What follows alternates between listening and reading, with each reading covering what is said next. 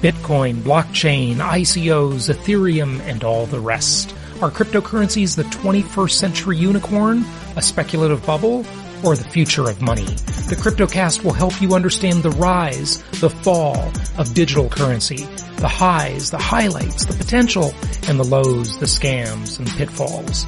I'm your host, Jason Hartman, and we'll talk with some of the biggest names in the space. CryptoCast is your resource for all things crypto. Let's go.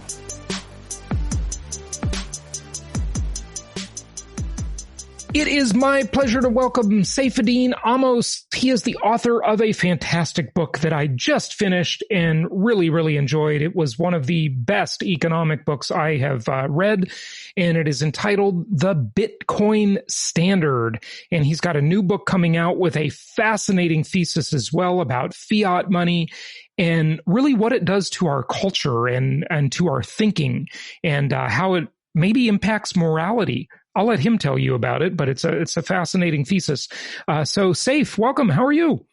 I'm very good. Thank you for having me. Good. It's good to have you on. So Saif, tell us a little bit about what brought about the book, The Bitcoin Standard. You know, it seems as though you really spend maybe the first half of the book talking about what is money, explaining economic concepts, and then the latter part, you talk about cryptocurrencies. But in the beginning, you know, let's just give people some background because there are some interesting fundamentals that I think are just really important to understand to grasp this entire concept.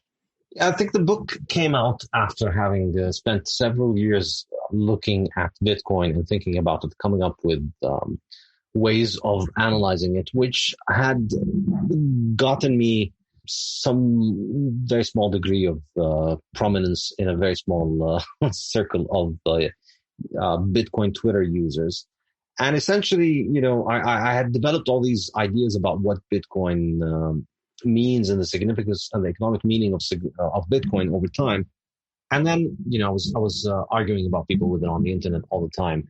And then really my wife basically told me, you know, you should be doing something more productive than just arguing with people on the internet. So I decided to write this down into long form. You know, every time I would be tempted to answer someone online, I just decided, you know what, let me just go write a couple of pages in the book. And in that sense, I just kept on developing this until it became a whole book, and it became a full vision of how I understand the economics of Bitcoin. And the title came toward the end, but I think it was a quite fitting title because the whole book the book makes a lot of analogy to gold and the gold standard. And so the point that I'm trying to communicate is that Bitcoin is effectively our new gold standard, or it could have the potential to be our new gold standard. When you look at money, I mean, money really is supposed to, well, there's also a distinction, of course, between money and currency, and maybe you want to go into that. But money really has sort of three basic functions, right? Yeah. Generally, people think about the three basic functions of money as being the medium of exchange, a store of value, and the unit of account. In my book, I focus the analysis on the function of a store of value because in my mind, I think this is the one that ends up giving monetary choice, a monetary role, that ends up deciding the monetary role just because of how economics really works. If you store your money in a thing that is easy to produce, then that thing will lose value over time and you won't have a lot of money. And so the money that is stored in things that are hard to produce, on the other hand, will hold its value quite well and will maintain its value. So over time, it will stay the same or it will increase. So the net result is that over time, money and wealth tends to concentrate and accumulate in the hands of the people who are holding the hardest money. And eventually everybody else learns that lesson. And so you end up with the hardest money dominating. And that's generally been the history of money.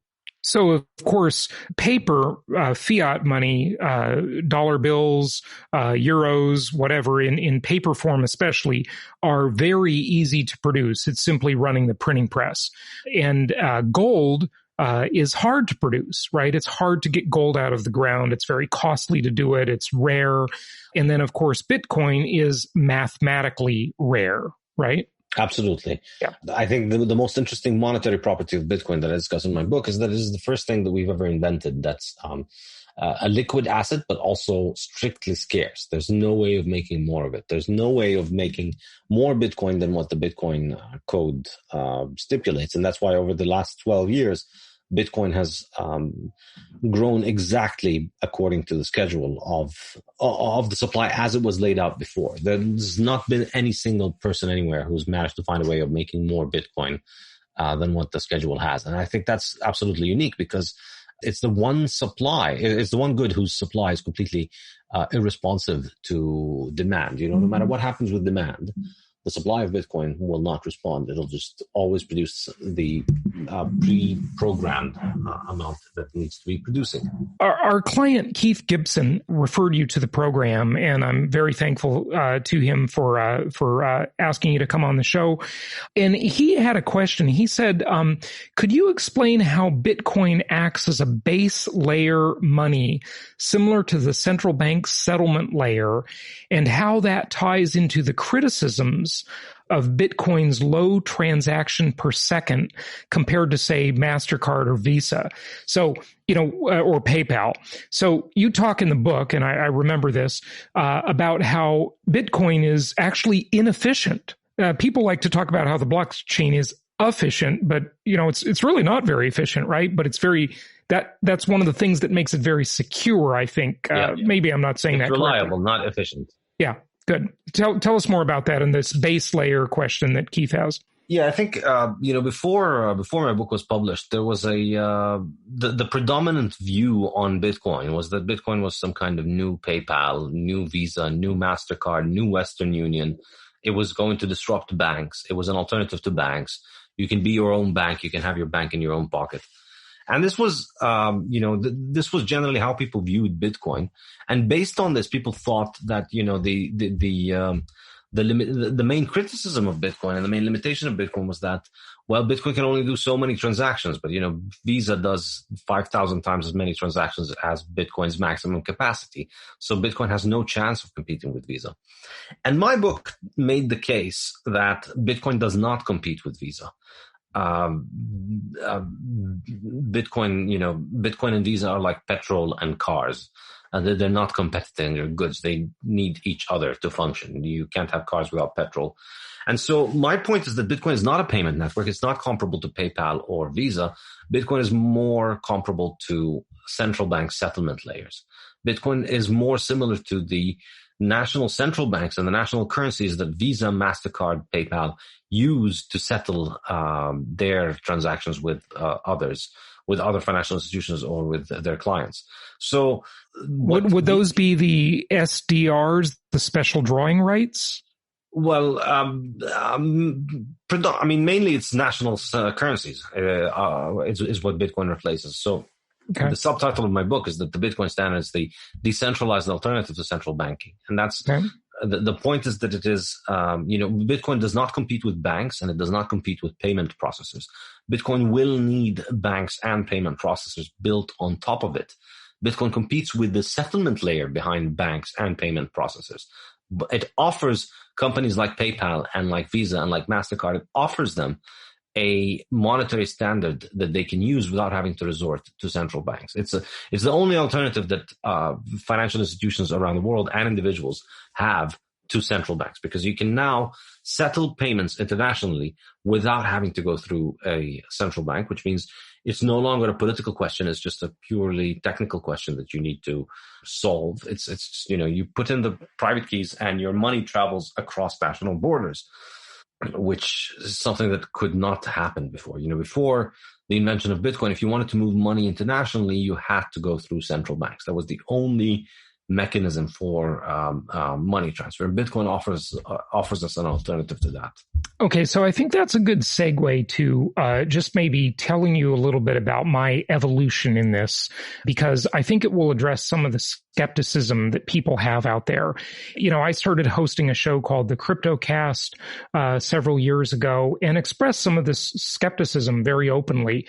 So I learned about Bitcoin when it was $74, and of course have many regrets now. So I'll be the first to say that. And for a long time I just didn't get it, right? I didn't understand it, and some of my skepticism that still remains is this. I believe the two most powerful forces in the world are governments and central banks. They have standing armies. They have their cartels. They just run the world largely. And, their product is currency. That is their widget, right? Just like if, I'm in business and I have a product I sell and, someone else is in business, they have a widget they sell, and they don't like competition, right? So why would they let this exist?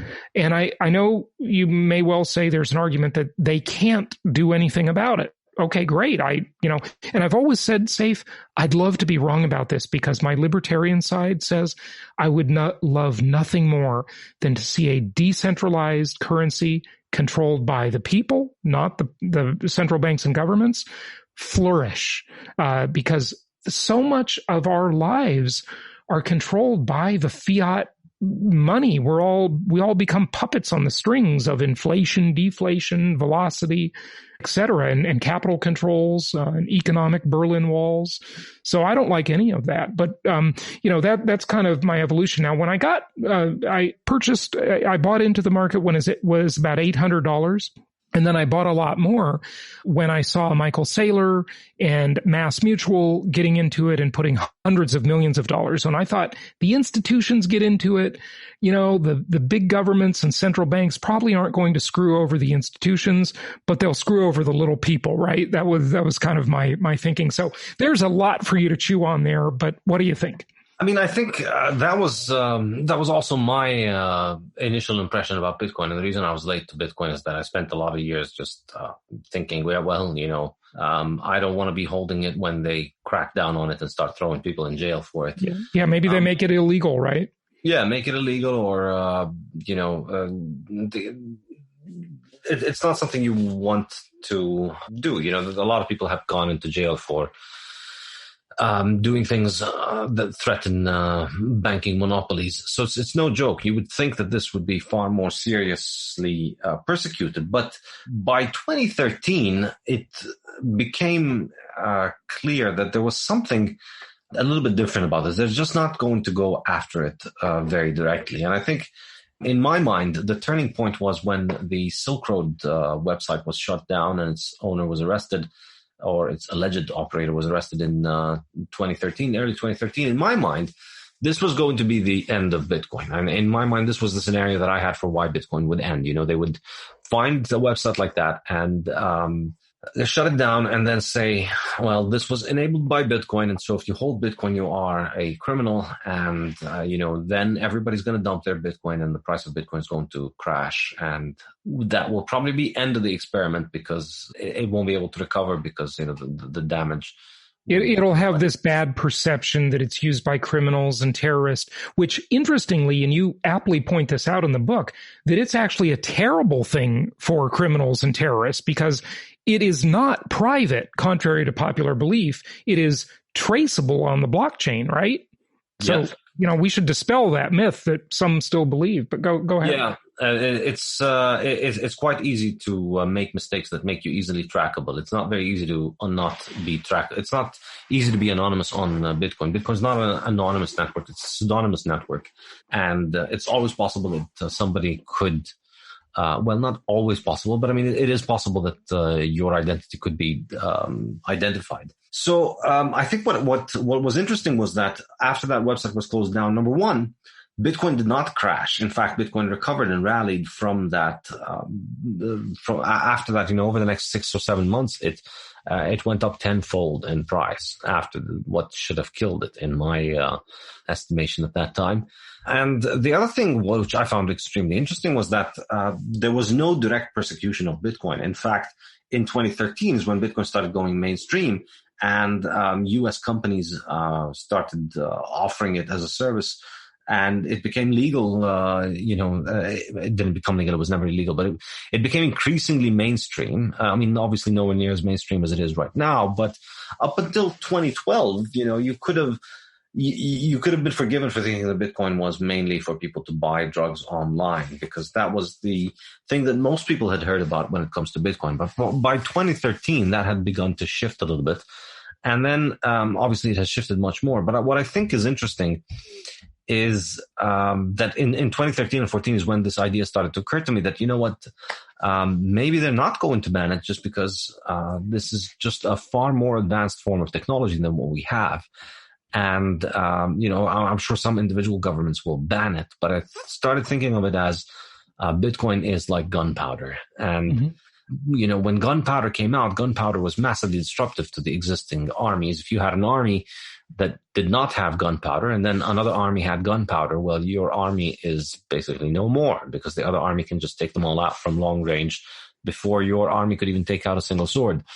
So, when gunpowder came about, governments didn't ban it. Governments sought to get it. And I see something similar developing with Bitcoin, in that once people begin to understand the value proposition of Bitcoin, rather than want to attack it, they start wanting to acquire it. And so one interesting, I think, turning point is that the prosecutor in the Silk Road case, or the investigator in the Silk Road case, they could have taken the path of recommending that, we go after Bitcoin itself. Instead, they ended up becoming Bitcoiners themselves. And they even work in the Bitcoin space right now. And we see this over and over and over again. Once you get a taste of Bitcoin's incredible potential, it's almost like Bitcoin co-opts you to its purposes. Suddenly you have just been bitten by the bug, and now you're just like all the other Bitcoin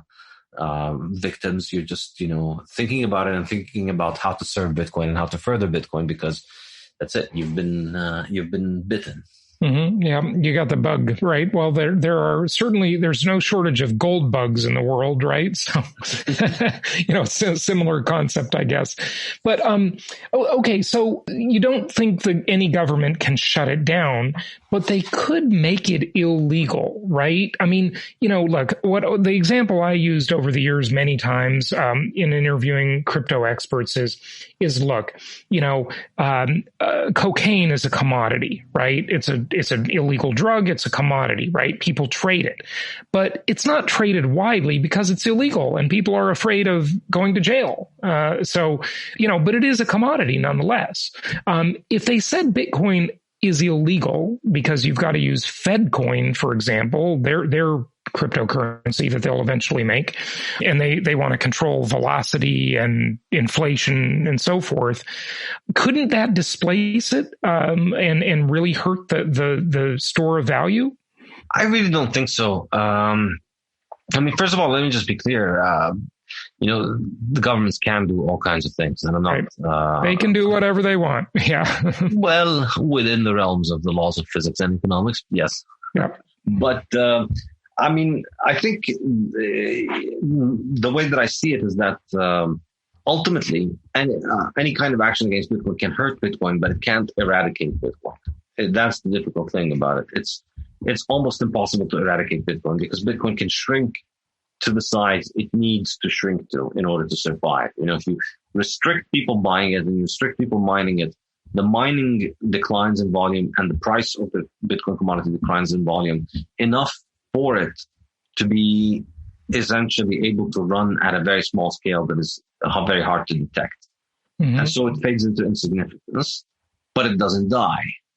But then the fact that it doesn't die will likely spur the rebirth, in a sense. So we always have this, the fact that it's not easy to eradicate it means that, you don't want to pick a fight with it, because you don't want to undermine your authority and credibility by picking a fight and then losing it. And then also the aspect of preferring to use it. Now, I think you're correct in that central banks can introduce their own digital currencies. And in one of my recent podcasts, I discussed this in the Bitcoin Standard podcast. But I think ultimately these kind of currencies are really an advertisement to Bitcoin more than they are a competition to Bitcoin. Because what they do is they really serve to illustrate the Bitcoin value proposition. Because what they show you is, the national currencies that will be linked to the central bank. The reason they're doing them is that they want to control monetary policy. And the reason they're doing is that so that they can have full surveillance over financial transactions. Right. So you have the two main value propositions of Bitcoin cannot exist in a central bank currency, because that's the whole reason we have a central bank, is because we want to have financial control over financial flows and because we want to have control over inflation. So if you introduce a central bank digital currency that offers the central bank the ability to survey all transactions and to unilaterally and arbitrarily set monetary policy, discretionary monetary policy, then all that you're doing is just providing a much more efficient way of illustrating the superiority of Bitcoin. You're telling people, you can have your digital currency, which is connected to the central bank and the government, and that is being devalued every year at anywhere between 5 and 20%, depending on your luck. Or you can have Bitcoin, which is being devalued every year at exactly this percentage, which we know exactly before going into the year, and we stick to throughout the year. And you know exactly how much is going to be devalued over the next 100 years. Whereas with national currencies, you have no idea about what's going to happen in 5 years or maybe even 1 year. Like in last year, who had any idea that right. it was going to look the way it looked? And when those national currencies start coming in digital form, as they inevitably will, it will become extremely convenient for the powers that be, the governments and the central banks that issue them, and extremely negative for the population, because they can control so many things. They can control, undoubtedly they'll come on your phone. They will control where you spend, which merchants and businesses can accept the currency, how far they can be from your home if there's a lockdown or a quarantine, for example. They may have expiration dates on them, so they can increase or decrease the velocity of money. They can devalue over time, maybe overnight, whatever. I mean, they can just do whatever they want. The possibilities are endless for them. They can do it already with dollars, some of those things, but they can do so much more and so much more conveniently with a digital currency, right? Absolutely. Yeah.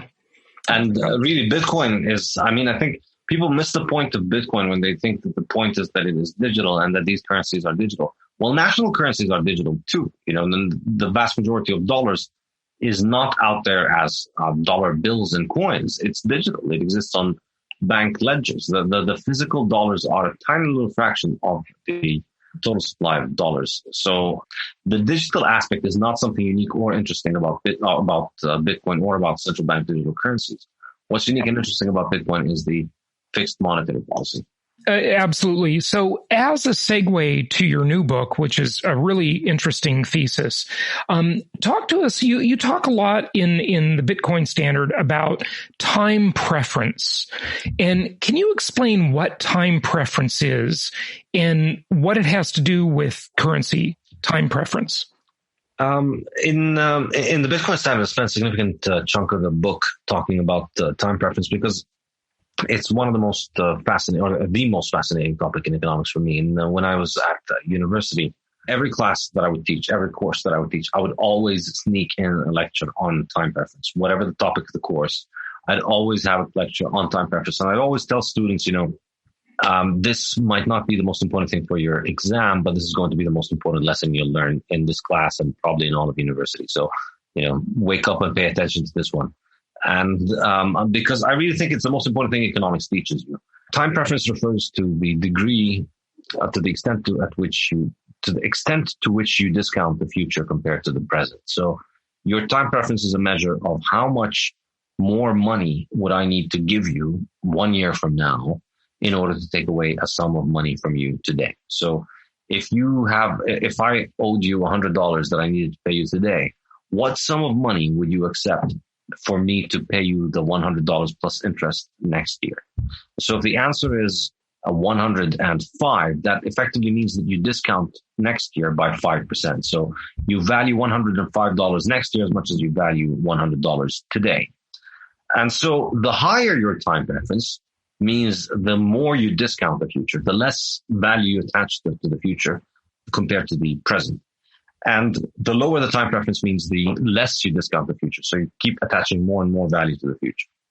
So it seems like a very simple concept, but it's actually quite powerful in understanding individual choices and all manner of important questions in economics.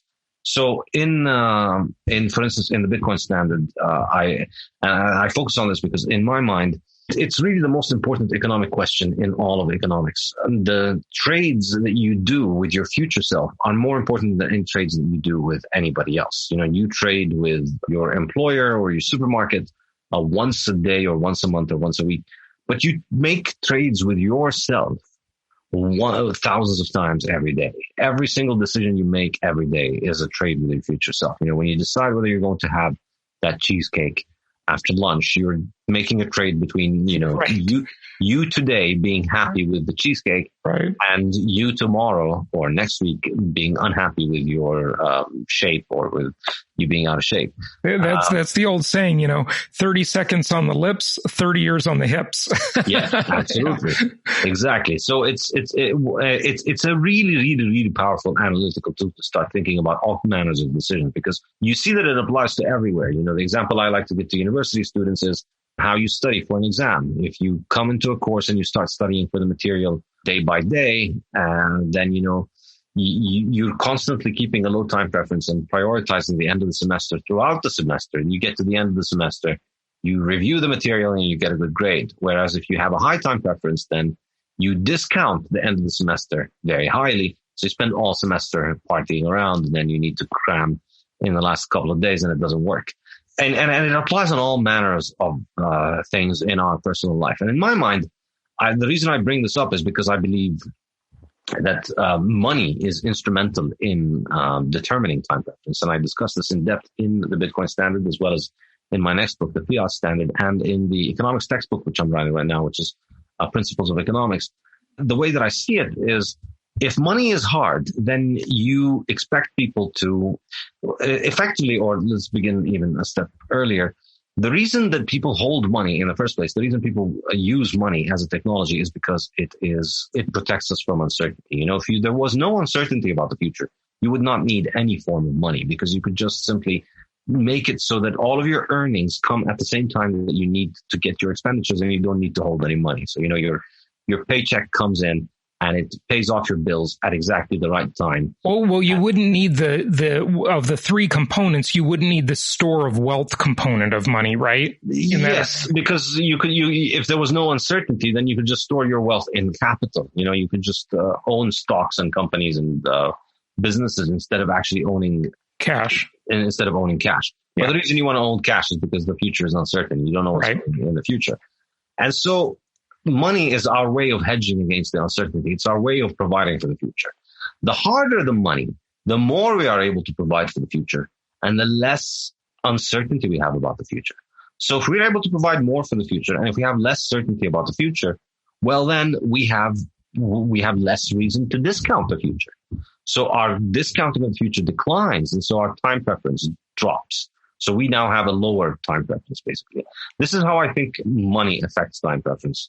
Okay. So what does that do to us before I ask what it does to us as people, I want to ask you, is there a distinction between time preference and the time value of money that we've all heard of, which is just inflation, right? Is there a difference between those two? I mean, they're kind of related, but yeah, they're distinct concepts. And that, I guess the time value of money is how much you're discounting money over time, which is determined by time preference. Yeah. Yeah. Okay. So what does time preference do? It really messes with our heads, doesn't it, Saif?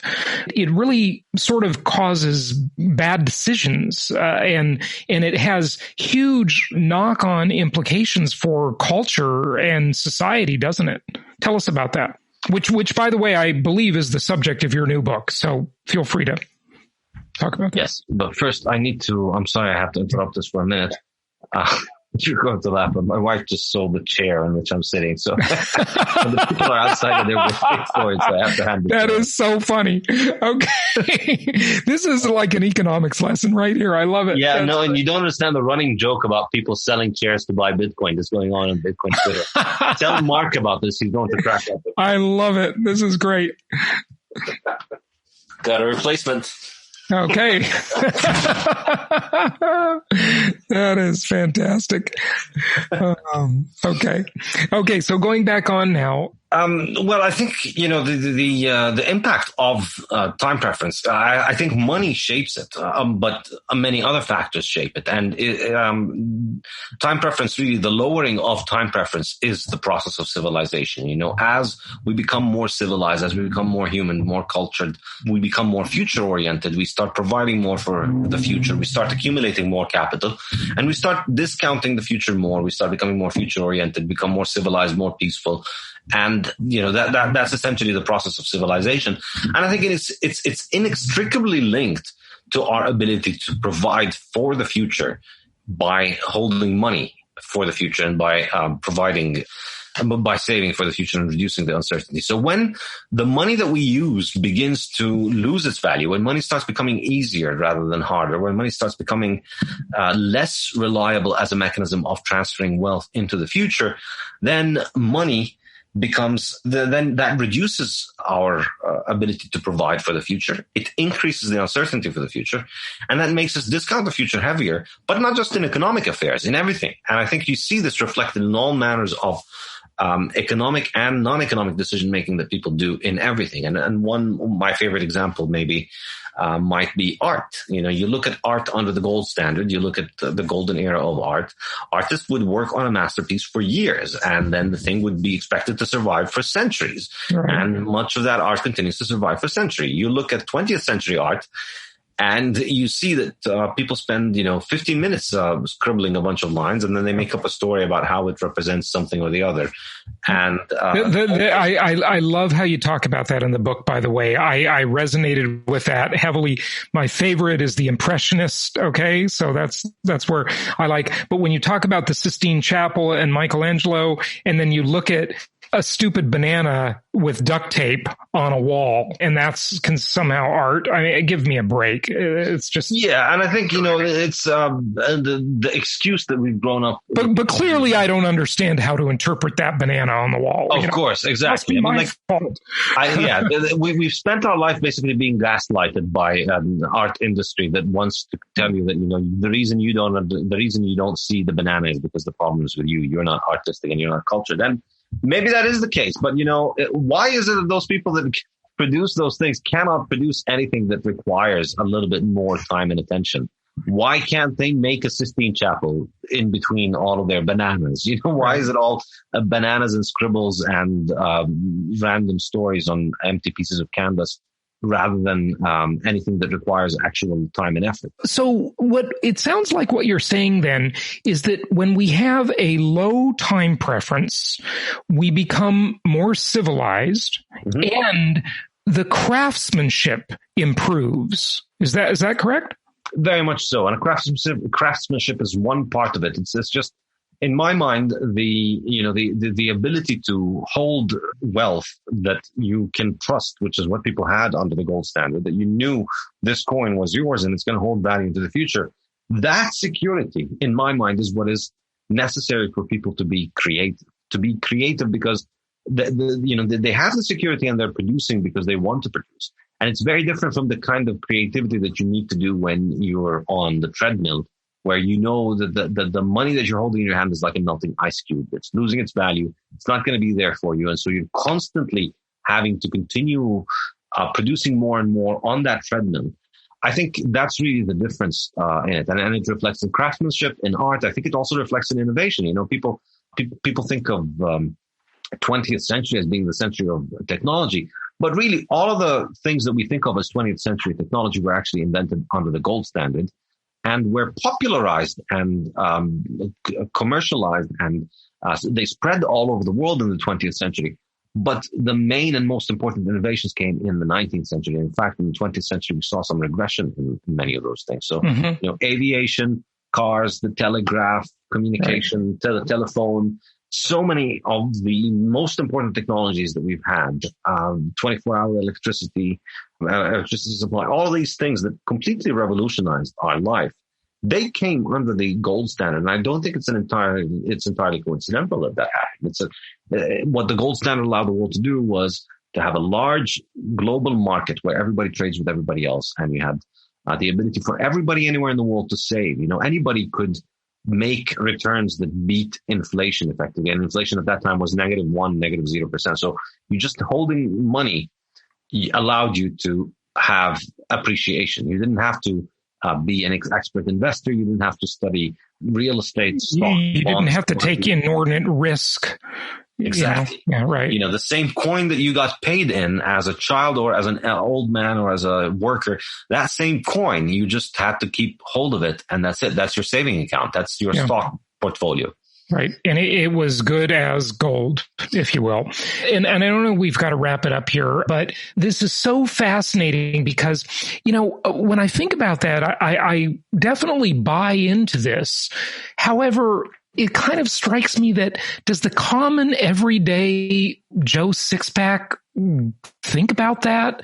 Or is it so sort of just in the air, if you will, that it just influences everything and we don't even know? It's like a subconscious thing. And I almost wonder if it has a knock-on effect even to relationships in business, in love, in romance, divorce rate. I don't know. How much does this really affect? Oh, I think so. Absolutely. I think it's highly pervasive everywhere because it shapes, time preferences there in everything. In any decision, it involves a short-term versus a long-term outcome. And so family, I think, is an excellent one. As people's time preference rises, they are less likely to think about their future and more likely to think about their present. And I think you see this with time. You see that, people have developed into a world in which they are far more likely to have many more temporary and short-term relationships rather than fewer and much more long-term relationships, which was the case a long time ago. And obviously there are many other reasons there, the contraceptive pill and the sexual revolution and the female introduction to the workplace. All of that, of course, plays into it. But I think another important fact in it is that the move away from hard money to easy money has two economic impacts. Number one, it reduces the family's ability to save for the future. So reduces the incentive that parents have to provide for their children in the long run or for children to provide for their family in the long run. And it reduces the incentive that people have to invest in a family because it's less likely to pay off in the long term, and also increases the emotional investment in the government or in the state as a replacement of the family, because that devaluation, your savings are being devalued because the government is effectively taking that extra money, and with that money, the government has so much more power that it can provide the family with a growing list of things. And so over the 20th century, over the century of government money, we've normalized the idea that it is government's role to provide things like healthcare and education and dietary guidance and all kinds of different things that, the government is supposed to solve for you and provide for you, which, historically, these are the kind of things that family was there for. Well, there's this whole movement of men, and it's really sadly a kind of a big deal called men going their own way, where they've just kind of given up and they just don't care. They don't care to start families. They don't care to find the love of their life. And they would say the government has become the new husband. It's like, since when was the government supposed to have this role of interfering in every area of our life like this? People view relationships and culture in a much more disposable manner when they have a short time preference. Yes. Just want to make sure I've got this right. High time preference. Versus if they have a long time preference, they consider their reputation to be more important and those relationships. I don't want to burn burn bridges. That person might be useful to me in some way in the future.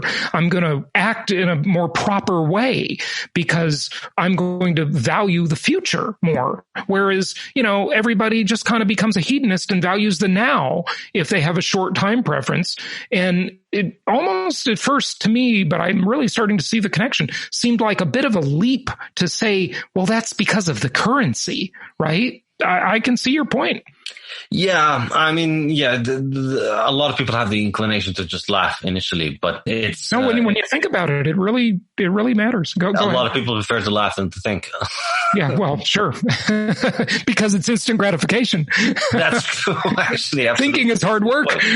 Yeah, exactly. And in particular, thinking in particular that it needs to involve several chains of reasoning. When all right, well, this happens and then that happens. So what if we take that as a thing, and then what is the implication of that? Right. That kind of reasoning is very hard for most people who prefer to just get to laugh at the things that their TV tells them to laugh at. Sadly true. And, we see on social media today, it's very apparent that we have at least a couple of generations of people that lack critical thinking skills. So, thinking is hard work. It's not instant gratification. So absolutely. I would agree. Saif, thank you for spending so much time for us. Wrap it up with any closing thought you have. Give out your website. Tell people where they can find out about your new book, whatever you like. Yeah, you can go to my website, Saifedean.com, or my Twitter as @Saifedean, and that's spelled Saifedean. And on Saifedean.com, you can subscribe to receive weekly chapters of my forthcoming 2 books, The Principles of Economics and Fiat Standard. You will get a new chapter every week, alternating between the 2 books. And the 2 books should be published in 2021 this year. So you'll be getting a sneak preview of the chapters as they are being finalized if you sign up. And you'll also have access to my 4 online courses in Austrian economics. Excellent. Good stuff. Saif, thank you so much for joining us. Thank you so much for having me, Jason. Have a good day.